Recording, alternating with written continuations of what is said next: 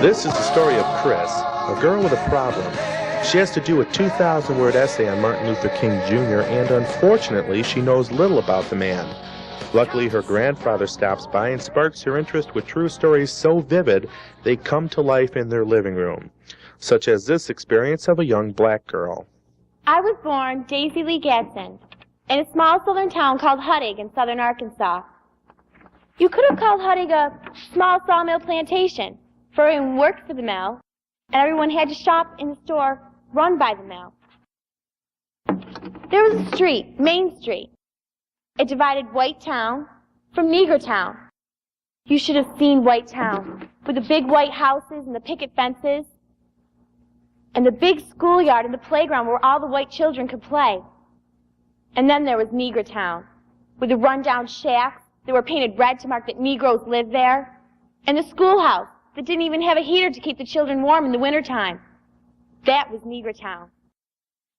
My parents, like most Negro parents, tried to protect me for as long as they could from that inevitable insult and humiliation it was to be, quote-unquote, colored in the South.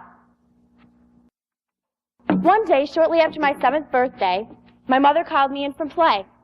She said she wasn't feeling well, and she wanted me to go to the market to get meat for dinner.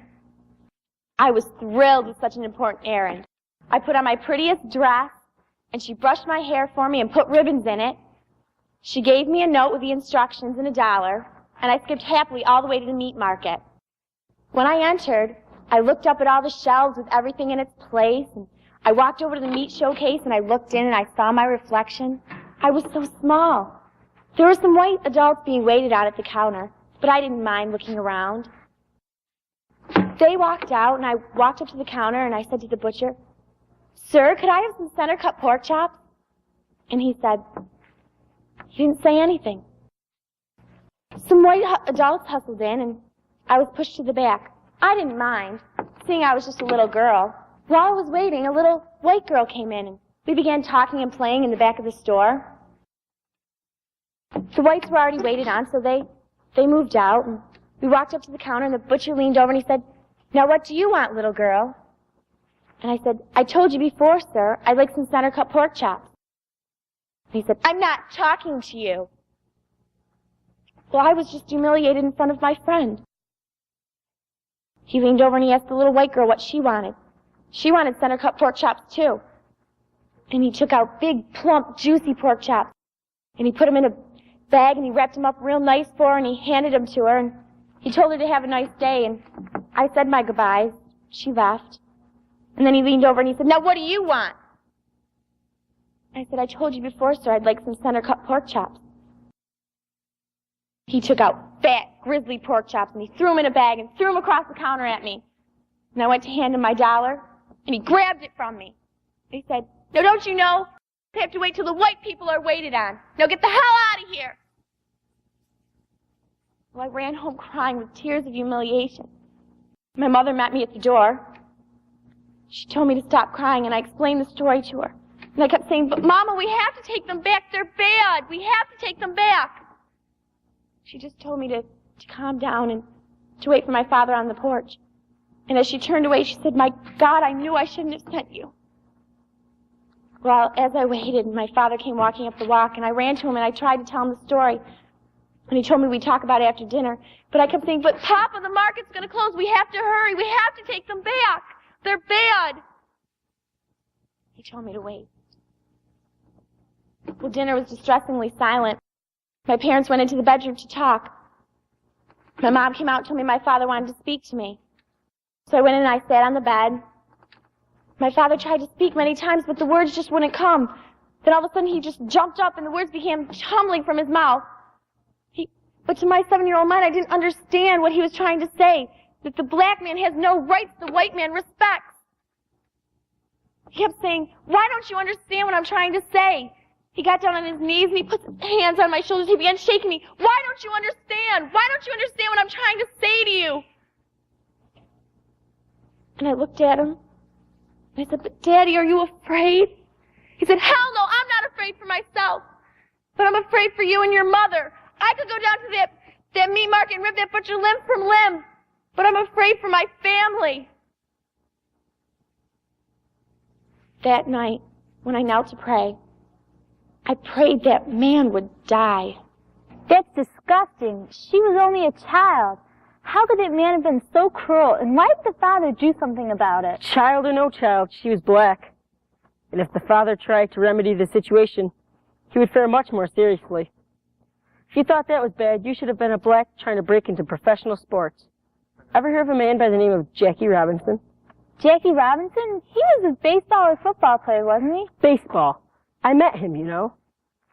Seems like just yesterday. 1944, Fort Riley. A beautiful spring day, and we were all playing ball. A Negro lieutenant came to try out for the team. An officer told him he couldn't play. You have to play with the colored team, the officer said. That was a joke. There was no colored team. The young lieutenant didn't say anything. He just stood there for a while, watching us work out. Then he turned and walked away. I didn't know who he was then, but that was the first time I saw Jackie Robinson. I can still remember him, walking away by himself. But he made it to the pros in spite of the discrimination, so it couldn't have been that bad. It wasn't that easy, but he had a little help from a man named Ricky. Look, I want a pennant. We have some of the best young talent in this league right now. I think we can still do better. What plan are you working on now? I've sent scouts throughout the states in the Caribbean looking for black talent.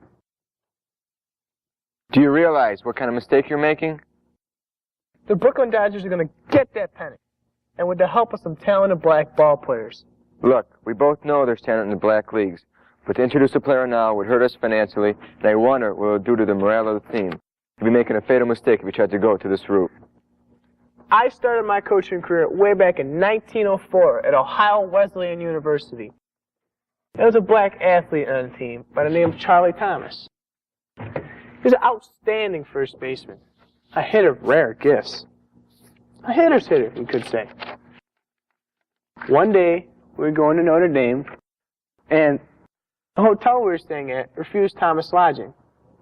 Well, after turning on my charm and throwing a few bucks his way, the hotel manager finally decided to let Thomas sleep on a cot in my room.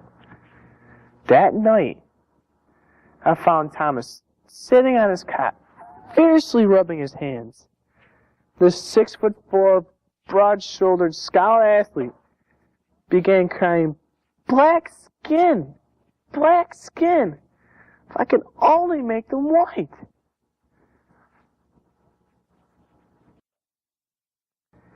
That scene haunted me for many years, and I vowed to this day that I would do whatever I could to see that no other man had to face that bitter humiliation that was heaped upon Charlie Thomas. Also, I think you're wrong about how it affects us at the gate. In fact, it'll probably even boost attendance. Think you're Major League material? I guess you'll have to decide that. But if you're asking me if I'd like to play Major League ball, answer's yes. I have one slight problem. My skin. Do you know what difficulties you may encounter, being the first black in professional baseball? I'm a ball player that happens to be black. My bat and glove will silence any opposition. If it were that easy, I have to be honest. Not everyone in the organization is behind this. In fact, you may even find some of your teammates not wanting you on the team. As long as we're a team on the field, I don't see a problem. Discrimination's not new to me. What about the insulting fan or opponent? "Hey, where's your watermelon?"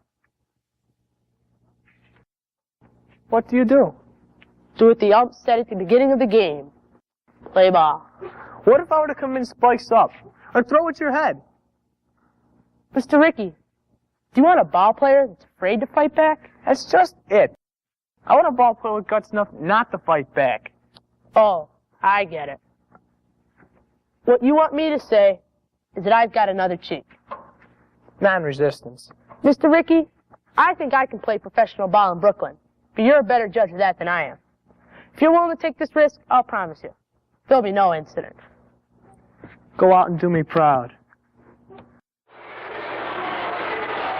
Hey, go back to Africa. Black bastard. You catch one ball and I fill you with a shot. Color boy, can you shine? It's the bottom of the third. 2 men are on. Robinson takes the pitch, and it's low and inside. The count is 1 ball, 1 strike. Robinson reaches down for some dirt. And the pitch is high and inside. Robinson didn't like that one, a little too close for comfort. Listen to that crowd, half cheering and half jeering. The pitch is high and inside again. Robinson steps back, looks at the ump. The crowd is so loud, the umpire is motioning them to be quiet. Just listen to that crowd. Robinson gets set. The pitch. He swings. It's a deep shot to left center. Engels goes back. He can't get it. Reese scores. Snyder scores. Robinson stays sliding in the tag at second. Listen to that crowd. It's Brooklyn 2, Giants 1. It's the bottom of the ninth. Brooklyn 3, New York Giants 2. Tension grips the air as both pennant contenders need this win. It's a line drive to left at second. Robinson leaps for it. I don't believe it. What a catch. He throws to Reese for a double play. And that's it, folks. Brooklyn 3, Giants 2. And what a game it was. Paid attendance was 62,321. The fans sure got their money's worth today. Brooklyn now is 1 game ahead of the second-place Giants with only 6 games left in the regular season. Ricky's faith in Robinson was certainly rewarded today.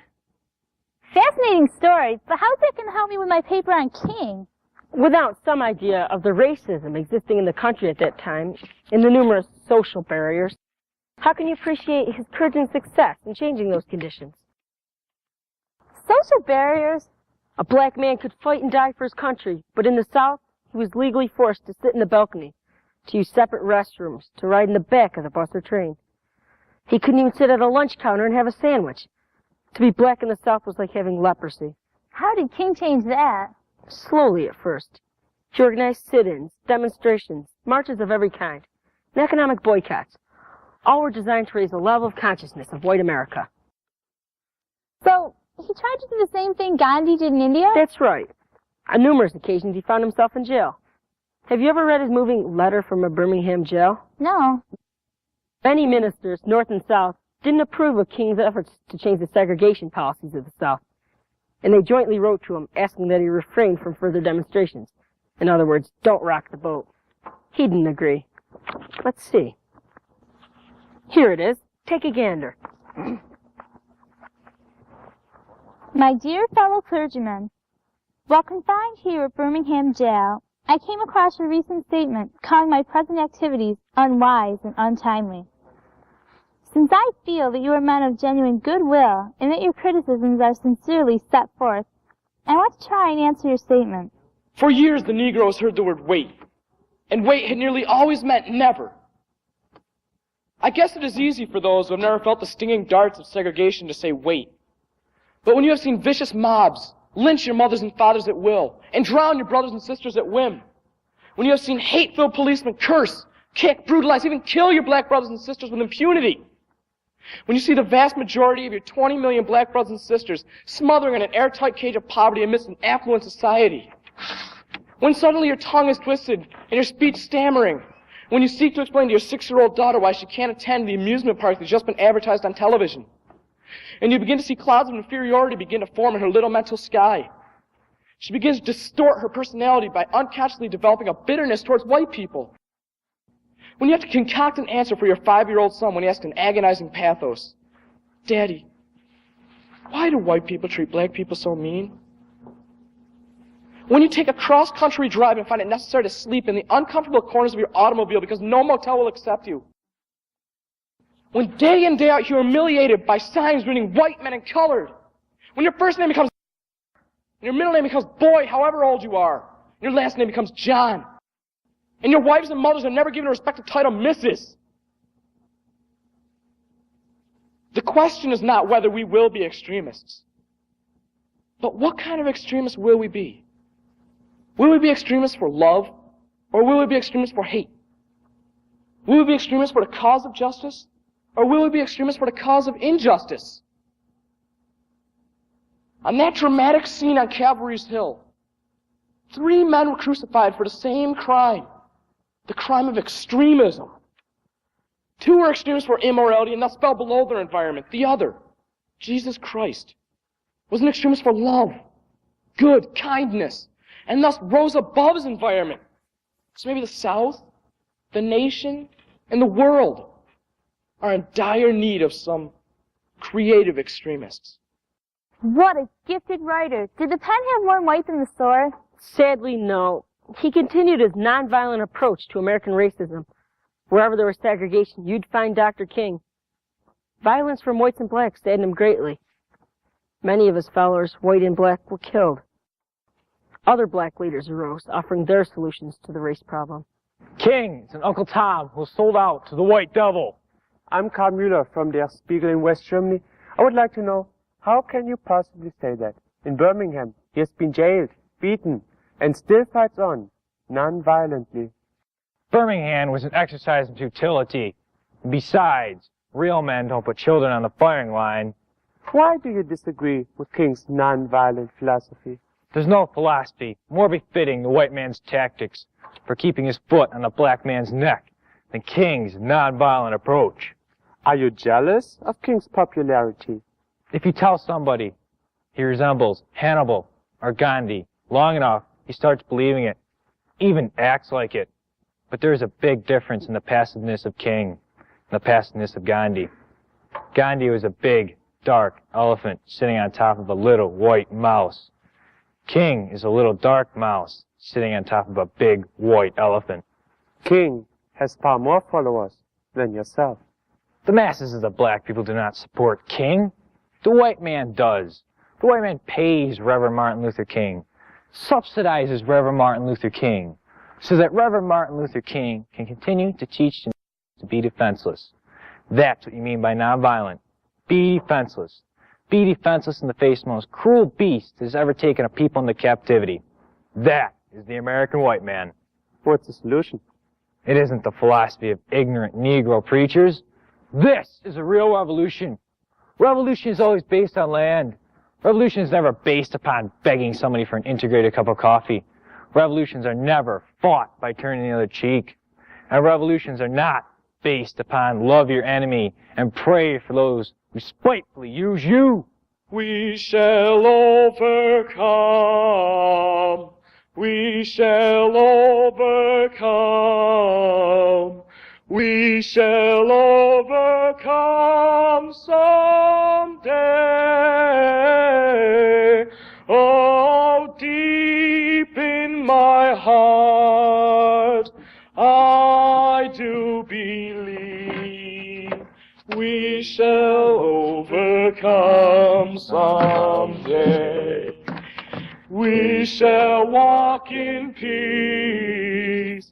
We shall walk in peace. We shall walk in peace someday.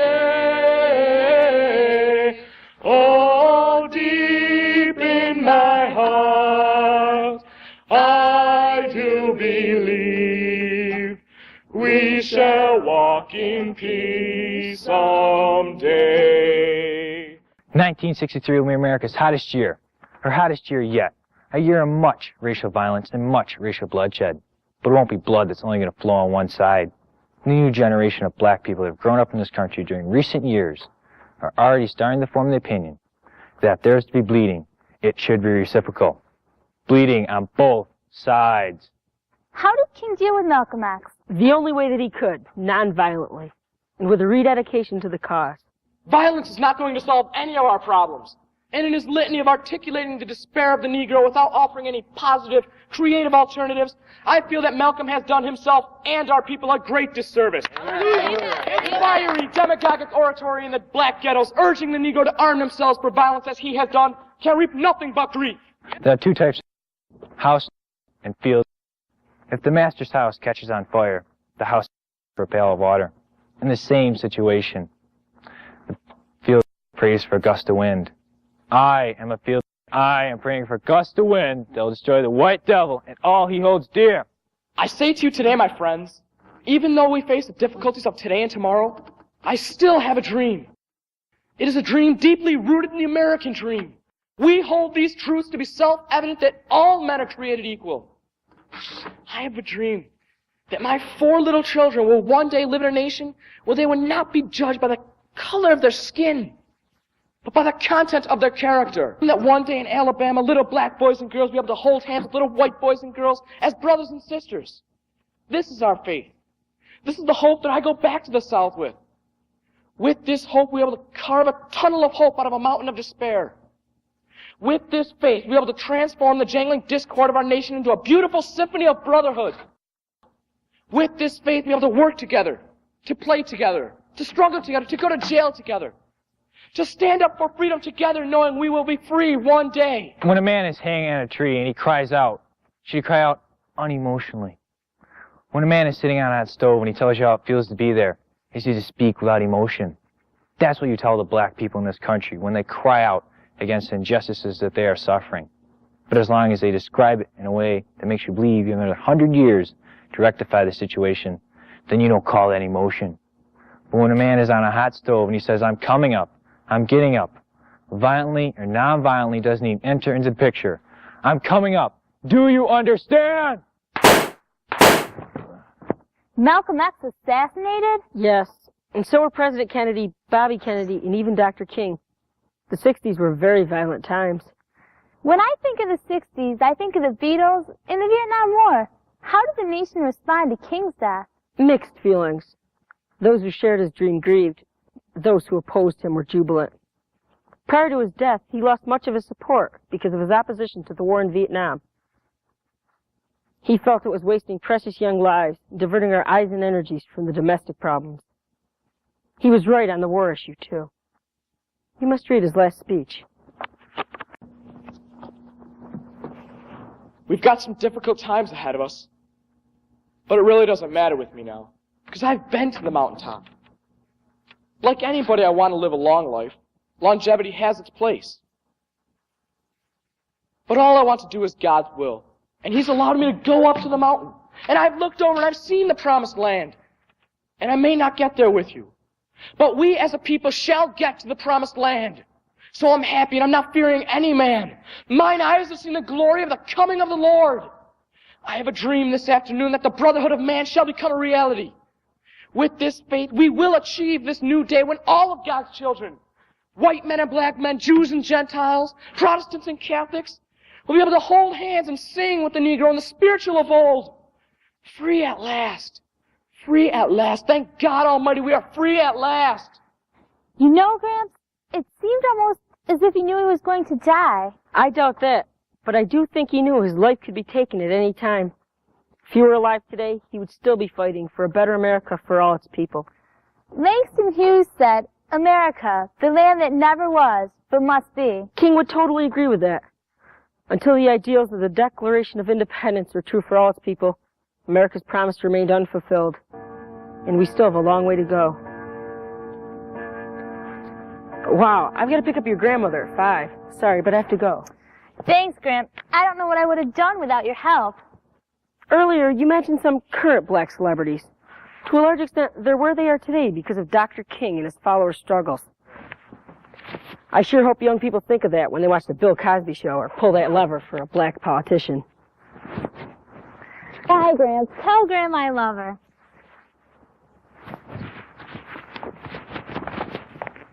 You know, there's one other speech by King that might help you.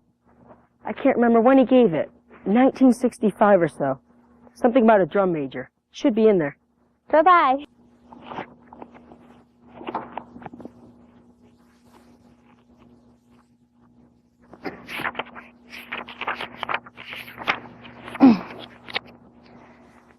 Every now and then I think about my own death, and I think about my own funeral. I don't think about it in a morbid sense. Every now and then I ask myself, what is it that I would want said? And I leave it to you today. If any of you are around when I have to meet my day, I don't want a long funeral. And if you get somebody to deliver the eulogy, tell them not to talk too long. Tell them not to mention that I have the Nobel Peace Prize. That isn't important. Tell them not to mention that I have 300 or 400 other awards. That's not important. Tell them not to mention where I went to school. I would like somebody to mention that day that Martin Luther King Jr. tried to love somebody. I'd like you to be able to say that day that Martin Luther King Jr. did try to serve humanity. I'd like you to be able to say that day that I did try to be right on the war question. That I did try to clothe those who were naked. I want you to be able to say that day that I did try to feed those who were hungry. I want you to be able to say that day that I did try in my life to love and serve humanity. If you want to say I was a drum major, say I was a drum major for justice. Say I was a drum major for peace. Say I was a drum major for righteousness, and all other shallow things will not matter. I won't have any money to leave behind. I won't have any of the fine and luxurious gifts of life to leave behind. All I want to leave behind is a committed life. And that's all I wanted to say.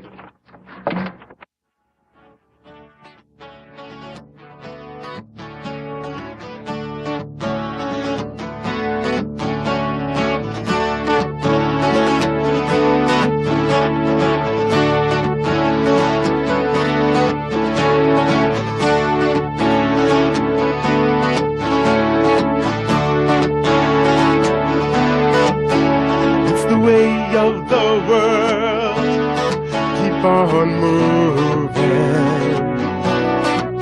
Yes, it's the way of the world. Keep moving on and on.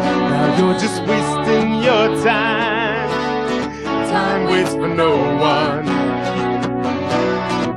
And you're only fooling yourself if you say that we can't get along. Your love, and the world needs just what you possess. For the wealth of us all is in the family of love. So come on and shine your light, just shine it out right through the darkness, and then the future will be brighter for us all. Every little bit you can do makes it better. Every good thing you can say makes it better. Every little smile makes somebody happy. We've got to keep the dream alive. Every little bit you can do makes it better. Every good thing you can say makes it better. Every little smile makes somebody happy. We've got to keep the dream alive.